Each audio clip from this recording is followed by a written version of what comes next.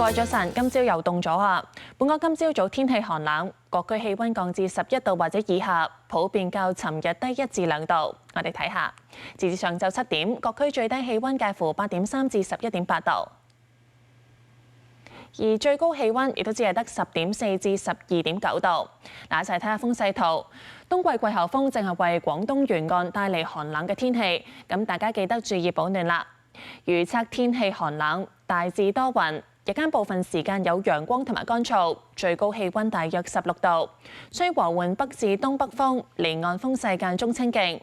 聽朝早仍然寒冷，而去到今個星期嘅中後期大致天晴。除夕同埋農曆年初一氣温會稍為回升，但隨後1、2日朝早相當清涼。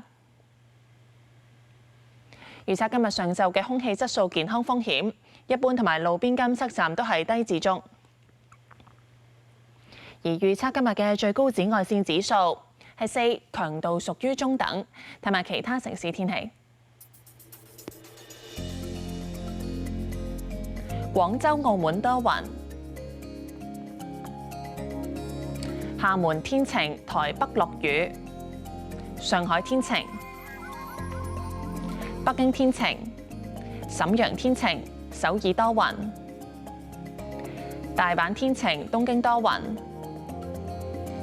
胡志明市多雲，馬尼拉驟雨，墨爾本驟雨，悉尼多雲，布里斯班多雲，奧克蘭驟雨，溫哥華驟雨，三藩市天晴，洛杉磯天晴，紐約落雨，多倫多落雪，倫敦多雲，巴黎落雨，阿姆斯特丹天晴，法蘭克福、蘇黎世多雲。天氣先講到呢度。